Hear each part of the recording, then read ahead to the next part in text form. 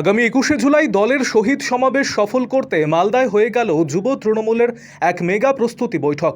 Malda college অডিটোরিয়ামে আয়োজিত এই বৈঠকে উপস্থিত ছিলেন রাজ্যের মন্ত্রী তাজমুল হোসেন, জেলা তৃণমূল সভাপতি আব্দুর রহিম বক্সী, জেলা যুব তৃণমূল সভাপতি প্রসেনজিৎ দাস, জেলা তৃণমূলের চেয়ারম্যান চৈতালি ঘোষ সরকার, তৃণমূল নেতা কৃষ্ণেন্দু নারায়ণ চৌধুরী, তৃণমূলের রাজ্যসভার সাংসদ মৌসম নূর, জেলা মহিলা তৃণমূলের সভানেত্রী প্রতিভা সিং, বিধায়ক সাবিত্রী মিত্র, চন্দনা সরকার, জেলা পরিষদের সভাধিপতি লিপিকা বর্মন ঘোষ সহ অন্যান্যরা।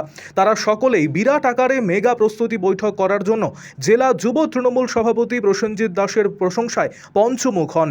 সেই সঙ্গে আসন্ন 21শে জুলাই শহীদ সমাবেশ সফল করতে কলকাতার ধর্মতলায় বেশি বেশি মানুষের অংশগ্রহণের আবেদন জানিয়েছেন। আরও আপডেট থাকতে আমাদের ভিডিও শেয়ার ও ফেসবুক পেজটিকে লাইক করে ফলো করে দিন।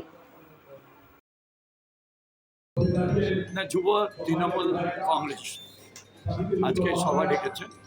আর 1993 সালে যখন এই ঘটনাটা ঘটে তখন মমতাদি যুব কংগ্রেসের প্রেসিডেন্ট ছিলেন, আমি জেলার ছিলাম।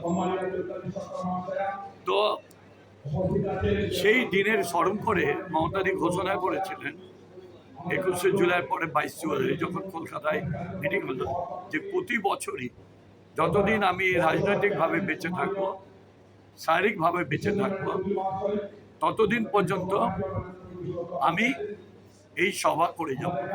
তারই আজকে প্রস্তুতি সভা যুব কংগ্রেস দেখেছে। এবং আমি এটা বলবো, মরা গাঙে বান এসেছে।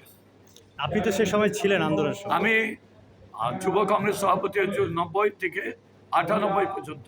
98-এর পর থেকে আমি তৃণমূলের সভাপতি হয়েছে। আমাদের জননেত্রী মুখ্যমন্ত্রী মমতা বন্দ্যোপাধ্যায়ের নেতৃত্বে 21শে জুলাই ধর্মতলা চলো 1993 সালের মমতা বন্দ্যোপাধ্যায় যে লড়াই করেছিলেন সচিত্র ভোটার কার্ডের দাবিতে, সেখানে 13 জন তরতাজা যুবক বামফ্রন্টের পুলিশের গুলিতে নিহত হয়েছিল। তাদের প্রতি শ্রদ্ধা জানাতে মমতা বন্দ্যোপাধ্যায় প্রতি বছরই ধর্মতলা 21শে জুলাই সমাবেশ করে। আজকে সেই সমাবেশের প্রস্তুতি সভা মালদা জেলা তৃণমূল যুব কংগ্রেসের উদ্যোগে হচ্ছে মালদা কলেজ অডিটোরিয়ামে। এবং এই সভার মাধ্যম থেকে তৃণমূল যুব কংগ্রেস যে গোটা জেলায় ঝাঁপিয়ে পড়ে 2026 সালে সিপিএম, বিজেপি এবং কংগ্রেসের বিরুদ্ধে লড়াই করবে, সেই ঐক্যবদ্ধতার